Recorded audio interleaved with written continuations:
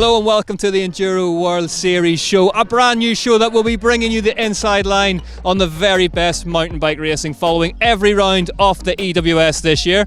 We're here in the beautiful Tweed Valley of Scotland today, where the 2022 EWS season has just kicked off in fine fettle. On the show today we'll have all the updates from the Pro Men's, the Pro Women's and EWS-E racing from this weekend, and we've drafted in EWS legend Josh Carlson and sent him out on course for the race. On top of all this, we'll be catching up with Martin Maes to see how he's feeling ahead of the new season on a brand new team for the first time in his career. But before we jump headfirst into the new season of thrilling bike racing, let's take a quick look at what Enduro World Series racing is all about and how it all works.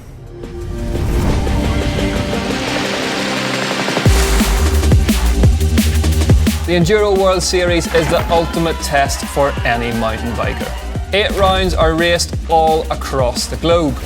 Each round or race is made up of multiple time stages, including a pro stage and a designated queen stage. These stages are raced over 2 days, the pro stage on Saturday and the remaining stages take place on Sunday.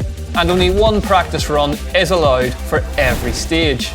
Winning an EWS race requires the fastest overall time across these stages. However, this is not all there is to an EWS. You have to get there first. Liaisons between stages aren't timed, but a rider being late for their start time will receive a time penalty. Mechanicals and crashes are to be expected, and the fastest but also the most consistent racers will be the ones rewarded in this series. Points are awarded at the end of each race from 1st to 115th position in the men's race, and 1st to the 25th in the women's. The fastest riders on the Pro and Queen stages are awarded additional bonus points that will contribute towards the all-important overall championship. The winner of the Enduro World Series will be the rider who can not only survive all this, but do it the fastest. EWS racing truly is the best overall test of a mountain biker. The riders will be tested on all their skill sets before we get to the end of the season. We're here at the EWS Tweed Valley and we're ready to get the season kicked off for the year. It's been a long break and there's plenty of fans here today raring to see the racers come through. This year we have even more action than ever for you to enjoy. Let's take a look at what we have to look forward to this season in the Enduro World Series. This season we pick up right where we left off last time out in the Tweed Valley of Scotland before heading on a whistle-stop tour of some of the best riding locations in the world. Pets and Jamnica in Austria and Slovenia, Val di Fassa in Italy, Whistler in Canada, Birk and Sugarloaf in the USA, Crom Montana in Switzerland, and our season finale in Ludenvielle in France. And at the end of the year, the season moves to Finale Ligure for the 10th year in a row for our all-important Trophy of Nations race.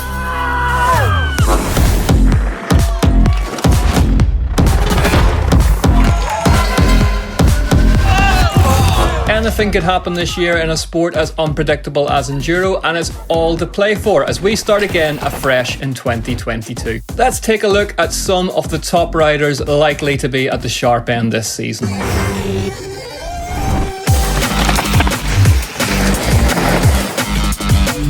Jack Moyer, the Aussie ripper from down under, took the overall win in 2021 after an almighty battle with Richie and will be back to defend that title in 2022. After a shoulder operation in the off-season to fix the injury that was bothering him towards the end of last season, it'll be interesting to see how he begins his title defence. Smooth and fast, the Australian has lit up the EWS since his transition from downhill racing in 2020.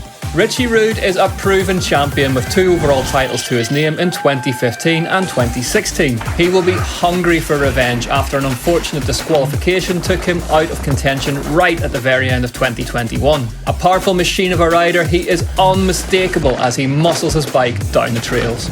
Jesse Melamed. Jesse had an incredibly consistent season last year, on the podium 4 times and 3rd on the overall results, but with no wins to his name in 2021, the Canadian rider will be looking to get back on the top step for the first time since 2020. Martin Maes, one of the most talented riders in mountain biking at the moment.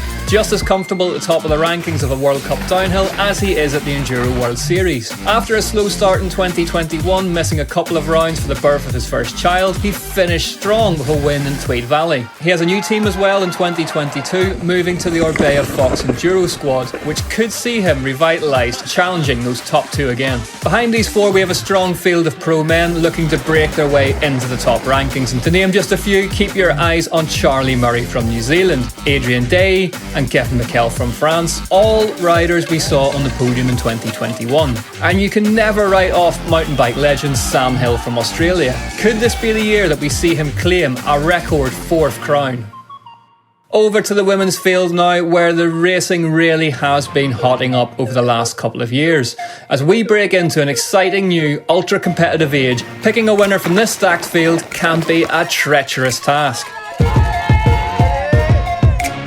Mélanie Poujin, last season's overall winner from France, is something of an enigma. Quiet and soft-spoken person off the bike, she is all action when on it. Mélanie is becoming known as one of the most dynamic riders in the EWS. In 2021, she rode a clever and consistent series to take the overall title, and we fully expect to see the same of her again in 2022. Isabelle Courdurier. In recent years, she has been the queen of the Enduro World Series with a perfect season in 2019, winning every single race. After a disrupted 2020 and 2021, could we see Isabelle back dominating the series this year? However it plays out, the champion of France is never too far from the top step.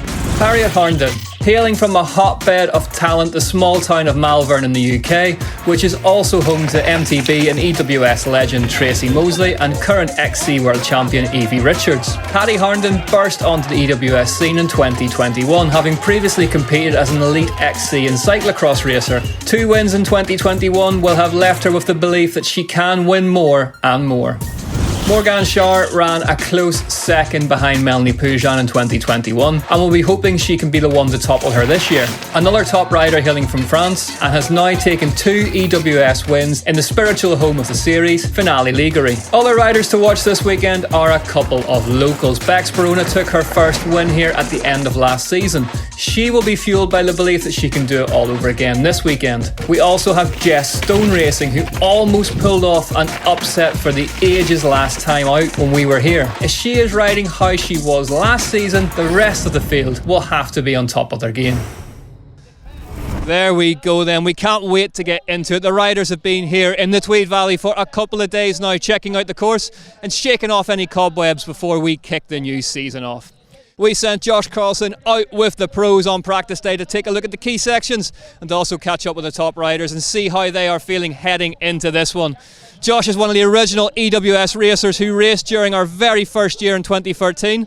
Now racing for the Giant Factory off-road team in the EWS-E category. He has years of experience and knowledge to bring you.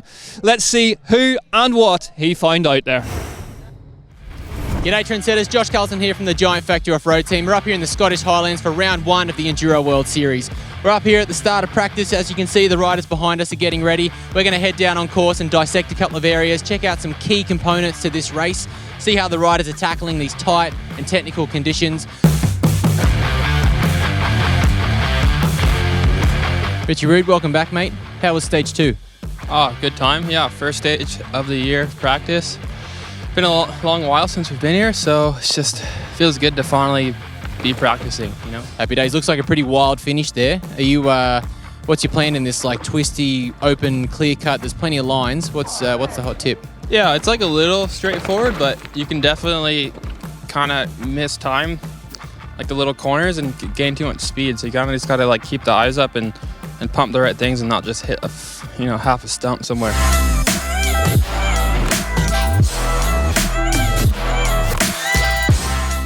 Zach, we're looking at different lines here on stage 3. What are you looking at? Like you said, I just reckon that last corner is pretty important to like carry the speed because it's pretty flat afterwards. So I'm just trying to figure out if I want to go wide there, cut across to like get a better entrance to the corner, or if you could actually do the same with like going mainline and pop up. Full tilt from top to bottom. Good work, mate. Good luck out there. Thank you very much. We're deep into the valley here, and this is exactly what the Tweed Valley is known for. Now this thing here, if you had big bars, as you can see, some chunks already taken out of this tree, that's just going to get bigger. And as you turn, in a lot of these corners throughout every stage, there's big tree roots, there's slippery rocks, there's mud that's been dragged across it. These niggly little sections and limiting your mistakes is a big key to this race come Saturday and Sunday. You're the defending champ from last year's race coming into this year's race. You've got a brand new setup on the Yeti program here. How's that feel? You feeling good about coming into this year with a brand new setup and defending champ, dry conditions, home race? How does that feel? Oh my gosh, lay it all on.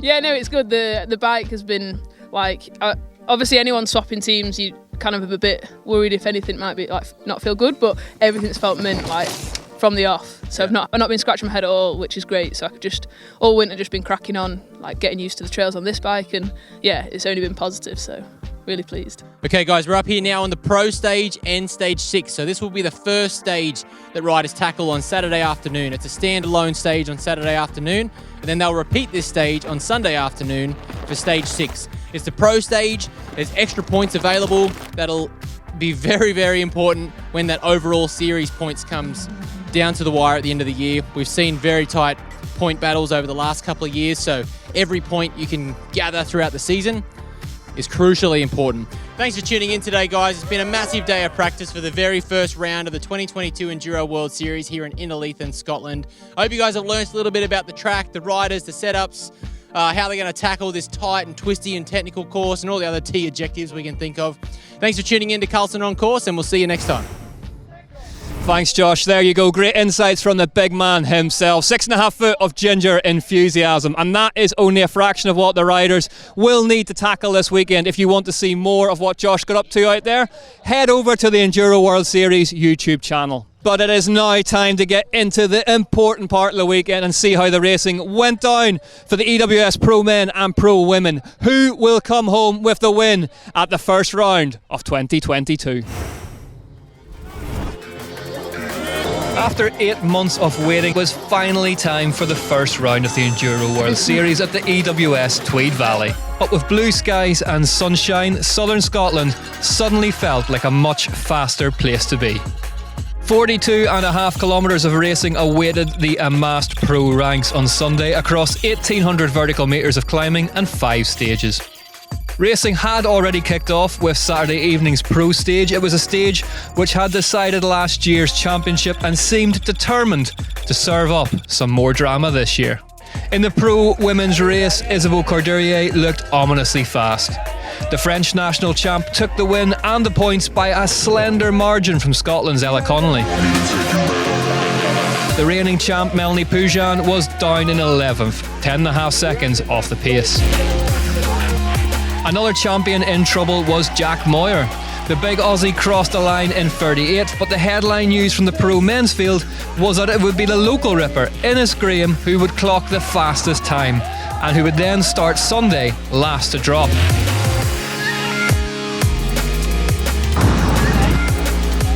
Jesse Melamed was second, and Sam Dale was third. The stages were waiting. It was time to go racing once again in the Tweed Valley. Cannondale's Connolly was clearly in no mood for hanging around. Ella won on the first stage of Sunday. Last year's winner Bex Baraona aboard her new Yeti was on the move too, second on the stage and into second in the overall. Barona's teammate Casper Willie had a huge crash on the opener, which forced at first a course hold on the stage and then a red flag. The stage was cancelled. The pro men's race was now a 5-stage affair. In the pro men's race, Yeti's Richie Rude fought his way into third place, with Innes Graham in second and Jesse Melamed taking the stage win. The Queen stage awaited. Points lay at the finish for those willing to risk claiming a victory on the toughest test of the weekend. The juggernaut was now getting up to speed. Richie won again on Big Baw.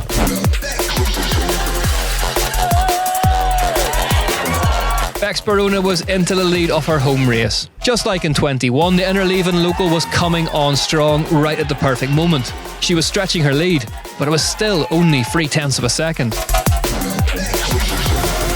A Scot racing in Scotland, Ella Conolly won the 5th stage of the day. That put her into control of the race for the first time. Was a debut victory now on the cards? Jesse Melamed went fast here in the wet 8 months ago. In the dry, he was pushing his riding to the next level.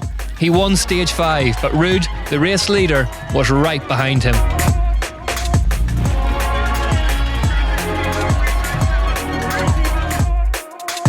One stage remained. Did the Tweed Valley have one last twist to serve up? Isabeau Cordelier rode consistently all weekend and was rewarded with a trouble-free, confidence-building run to the podium in third. Bex Baraona needed a big performance to make it 2 from 2 in Scotland, but it just wasn't meant to be. Bex would leave round 1 happy with a second spot and plenty of points. With her first ever EWS win hanging in the balance, you could have forgiven Ella Conolly for letting the pressure get to her. But she smashed her way to first place on the final stage to take her first ever EWS victory on home soil and Cannondale's first since 2014. Ella Conolly, your first ever EWS win. Can you believe it yet? Has it sunk in? No, I'm still in absolute shock. Oh my god. I haven't looked at the times all day. I've heard like murmurs of other people and other people speaking and everyone's saying like great job, but like a bit more enthusiastic than usual. So like, I don't know, I thought it might be quite good, but yeah, I didn't expect this. In the men's race, all eyes turned to Ennisgraham. The young local had held his own all day long and was closing in on his maiden EWS podium. Jesse Melamed was 4th on the stage, but had done enough to earn a hard-fought 2nd in the overall. But there was little doubting the sense of redemption felt by Richie Ruud as he crossed the line to open his win account for the season. First win of 2022. How was that one for you? Bit of redemption up there? Yeah, definitely. Like last year, I was so keen to race all these tracks and kind of all I wanted to do last year. And yeah, it was a great time out here. Just like dry tracks, tight trees, so you're just so focused, and yeah, it was pretty wild. The overall standings then pretty much mirror that of the opening race of the year. Conolly and Ruud will have the yellow plates when we head to round 2. And yet a take to the top of the team's championship and the top step of the podium.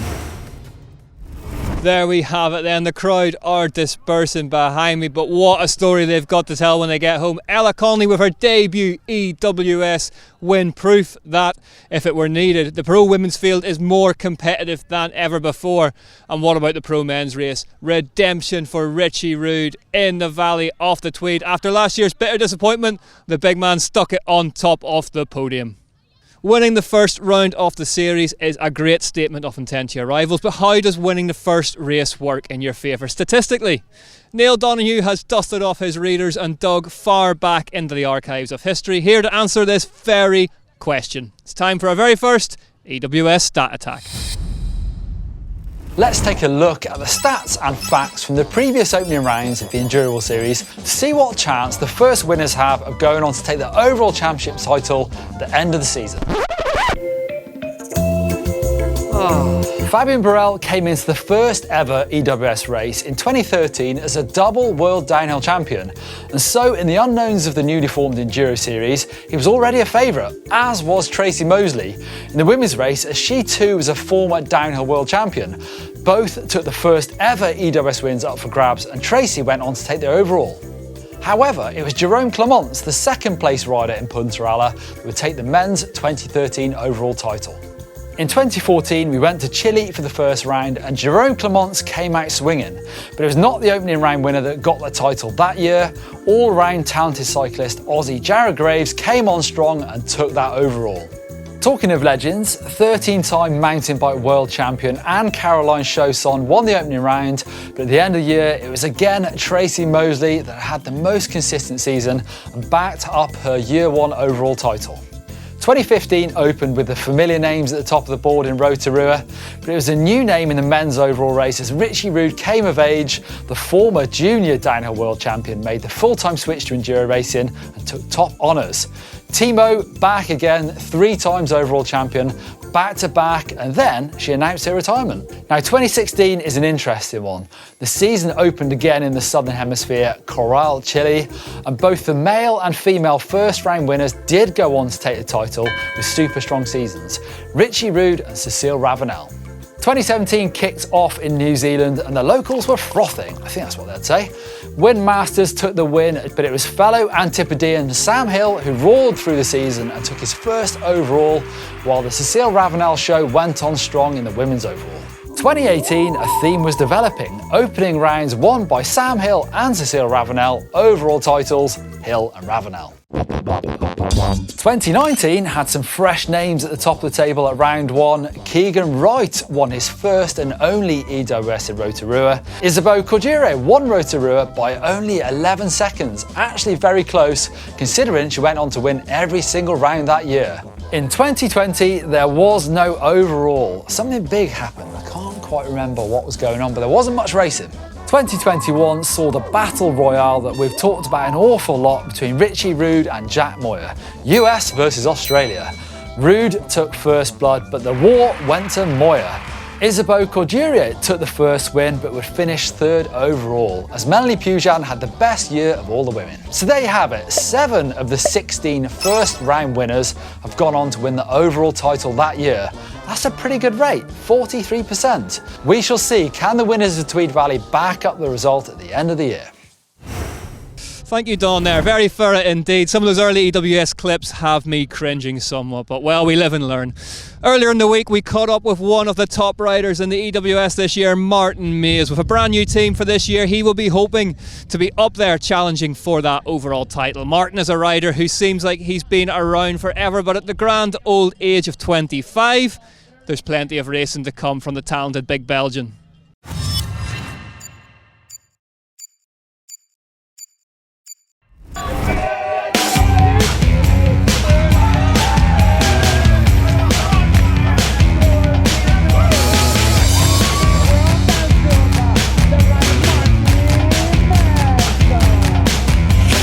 I'm Martin Maes. I ride for BA Factory Racing and I'm 25 years old. I first got into bike racing from my dad. I think I've got the virus from my dad. He was a racer as well. The older I got, the more I was thinking, oh, this is what I want to do. My 10 seasons, I feel like I spent a lot of time now racing all over the world, getting also a lot of experience from all the past few years, so it's a good feeling. So yeah, the 2021 season was a little bit different than the other years, the other seasons. I became a dad at the beginning of the season, which was the reason why I didn't come to the first and second round of the EWS last year. Becoming a dad, it's just so much joy, and also you learn a lot and you see things differently. That's also part of the reason why I'm so motivated for this coming season in 2022, and because now I have the chance to race the full series and fight for a championship, which is a big goal of mine. The little family at home, and you are able to switch off much easier from all the biking, all the pressure that you can have through the training, but also the approach of the race.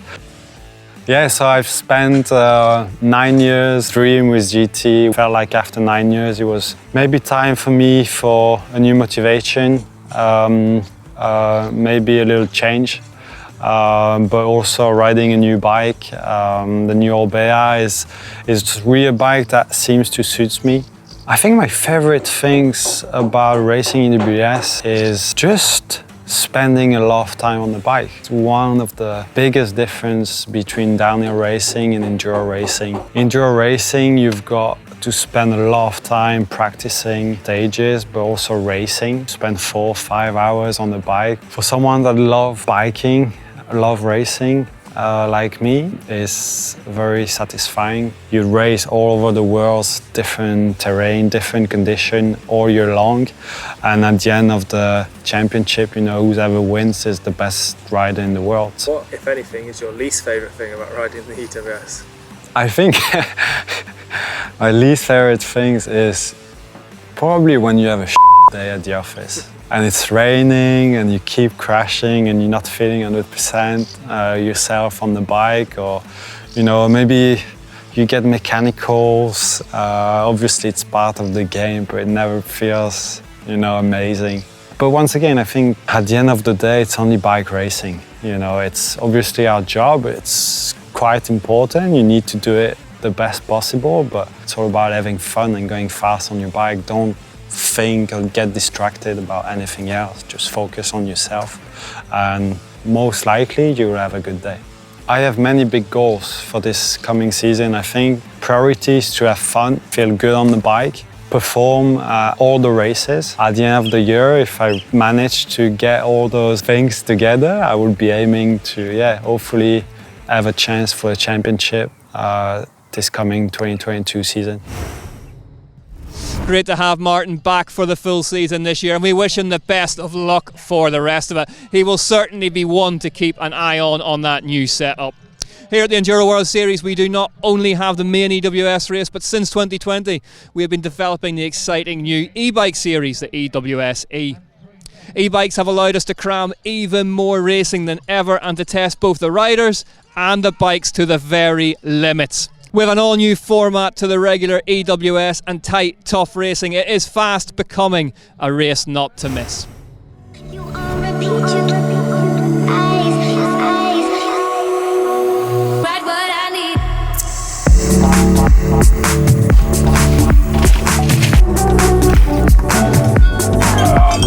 EWS-E is more than just an EMTB category at the EWS. It is an entirely new genre of bike racing. The additional range of an e-bike means we can race even further on even more stages, both up and downhill. First introduced in 2020, an EWS-E race consists of between 8 and 14 stages, including 1 or 2 technical climbing stages called the power stages.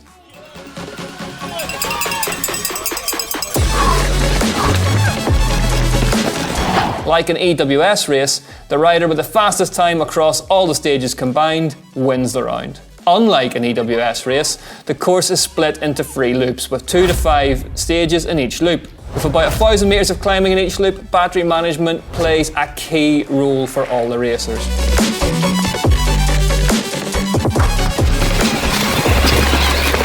Liaisons between stages aren't timed, but a rider being late for their start time will receive a time penalty. Riders have 30 minutes between completing each loop and starting the next to change or charge a battery, fix any mechanicals, or simply to recover.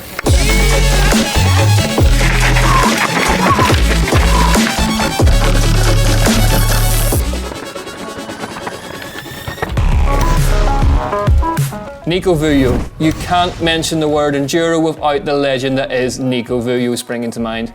And the same is true of EWS-E. With the Frenchman winning all but one of the races in the sport's history so far, he is definitely one to watch. Mick Hanna.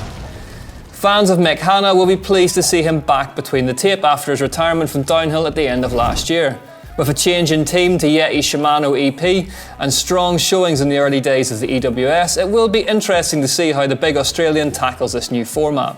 Yannick Pontal. Winner of the inaugural EWS-E at Zermatt 2020, Yannick Pontal has been pipped to the post by a certain compatriot ever since.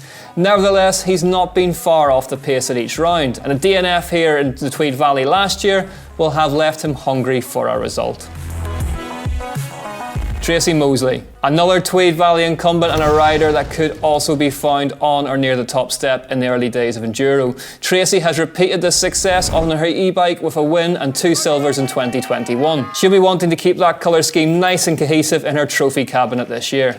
Laura Charles, with 2 first place finishes at Finale Ligure and Cron Montana, slightly marred by a 2nd place finish in the Tweed Valley last year, this weekend is an opportunity for Laura Charles to complete that gold medal set, even if it is 8 months later. The French rider has raced XC in the past, so no doubt she'll be keen to get her teeth in Le Par stages. Michaela Parton, another downhill rider swapping the triple clamps for a motor this weekend is Fort William local Michaela Parton. A regular on the podium at the Scottish downhill races and putting in some strong results on the World Cup circuit despite having only been riding for 5 years. The young Scot will be looking to bring her downhill skills and local knowledge to the stages this weekend. One of the most vital parts of the EWS-E is the power stage, an uphill stage that takes place over steep and technical terrain. Since its induction in 2020, our riders have been working out the best way to tackle this unique challenge. We caught up with a few of our riders whilst they were out practicing the other day to get some tips on how best to tackle a task.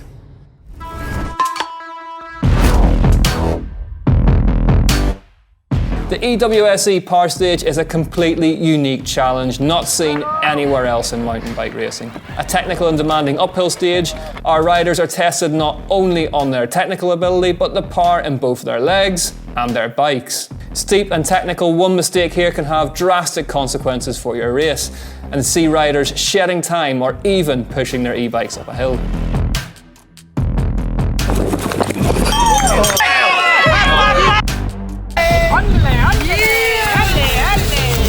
What does it take to be a success in this unique test? Oh man, it's only a short distance and a short time, but you can make and break your whole race, you know, doing this one. You mess up a technical little section like this and you wheel spin, or you get off your bike, or, you know, it's not very high speed. To keep calm, to never start to pedal and be focused on the line, and don't push too much because you make some mistake for sure.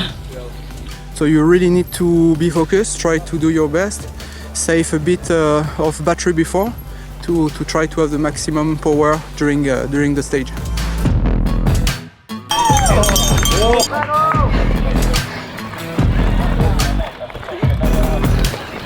You want to have a good cadence. If you get too low in your cadence, you know, you'll get bogged down. But if you have a nice high cadence, drop your seat down a little bit, drag a bit of brake so your wheels don't spin too much. It's quite slippery here, so kind of acts like a bit of a traction control. And just ride, you know, treat it like a downhill run, but uphill. Look at the lines, practice, enjoy it, have a bit of fun. You can get up some pretty wildly steep stuff when you're out on a casual trail ride. They're hard, yeah, because you're pedaling, the cadence is high, the stress, the adrenaline, I think, is probably that makes your heart rate high as well, so you're definitely breathing hard by the time you get to the top. Most of the time we reduce the tire pressure, you know, to try to get some grip, a bit more grip with a softer tires, and choose soft compound at the rear for sure, because it's super important. And choose a good line and don't push too much, because otherwise you lose your balance and you slide.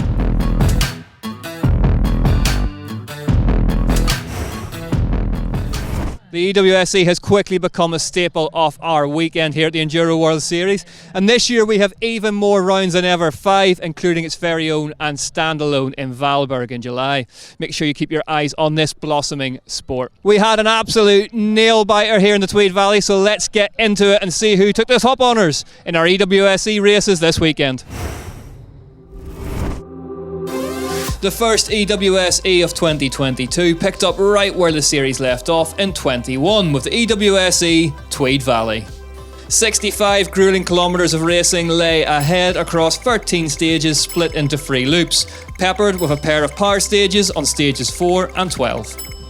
Edgar Carballo Gonzalez took the win on the first stage of the year. The form book was more familiar in the pro women's race, with Laura Charles edging out Scotswoman Michaela Parton. Charles dominated the first loop, whilst behind her former EWS champ Tracy Mosley was battling with Aaliyah Marcellini for second. Mick Hanna, making his EWS-E debut, wasn't taking long to warm up to it, and took Yeti Shimano EP's first stage win on the third test. Paul Aisley Johnson was only 0.2 behind though, and was now heading for the lead of the race. Charles made a clean sweep on the stages of Loop 1. She and French motocross star Levi Batista won the opening power stage of the year. As they headed for the first tech zone of 2022, Charles and Johnson had control of the race.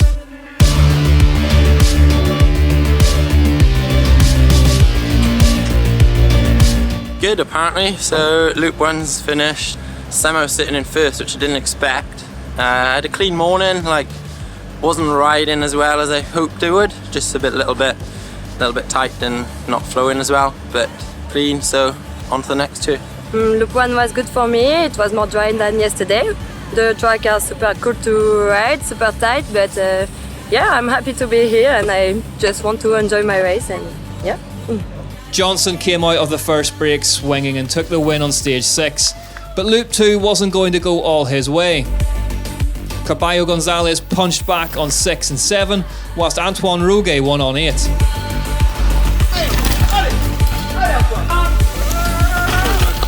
By the time they headed for the second tech zone, Johnson had slipped into third. Carballo Gonzalez was in control, and Yannick Pontal was up into second. Yeah, go Yannick, go! In the pro women's race, it was a familiar battle out front. Tracy Moseley had ridden her way into the race and was duking it out with Laura Charles out front, but it was Alia Marcellini who was sitting in second by the end of the loop. The third loop would decide the race. Edgar Carballo Gonzalez was cracking on with the task in hand. A trio of stage wins in a row put him firmly in control of the race. Levi Batista made it a sweep of the power stages with a win on the second of the day. Laura Charles was also in the mood to consolidate her lead. 3 stage wins went her way, while Sofia Wiedenroth won the power stage. Tracy Moseley pipped Laura Charles on the final stage, but it was too little too late. The Miranda Factory racing rider took her first win of 2022 in formidable style. Big result in a new team as well, that must be good. Yes, I'm super happy for my new team because they trusted me, so yeah, all good. Tough course today though. Yes, it was super long race and the time was super tight, so yeah. Moseley was in second, but one of the rides of the day went to Alia Marcellini. Hamstrung by a smaller 500-watt battery, the Italian pushed through the pain barrier to get herself into third place. In the pro men's, it was all Edgar. The Orbea rider hammered home a dominant performance by taking a win on the final stage. You happy with today? A lot. I can't believe it. Were you watching the times all day, or did you just ride flat out? Nothing. I know now. I can't believe. Well done, congratulations. Thanks, bro. The Italian Andrea Garibo had been riding consistently in the top 10 all day, and now, with a final superb effort on the last power stage, he found himself on the podium. Lee Johnson kept the pressure on and was rewarded with a well-deserved third place in the overall. And here are the results then. Laura Charles made it 2-4-2 in the Tweed Valley. Moseley in second, and then the breakthrough ride from Marcellini in third. Edgar Carballo Gonzalez takes his debut EWS-E victory ahead of Andrea Garibo, and the Pride of Wales Lee Johnson in third. In the team's championship, Miranda Factory Racing take to the top step and start their season off with a bang. And it's probably unsurprising to see that the overall championships mirror those race results. Carballo Gonzalez and Charles lead the way. And that's it from us here at the EWS Tweed Valley. Congratulations to our winners this weekend. We will see you next time on the 21st of June from Austria Slovenia for the EWS Petsen Jamnica, a race we were excited to be back at for the first time since 2018. We'll have more insider info for you, as well as even more exciting racing. In the meantime, keep your eyes on our Enduro World Series YouTube channel, where we will be bringing you even more updates than ever this year. See you then, and thanks for watching.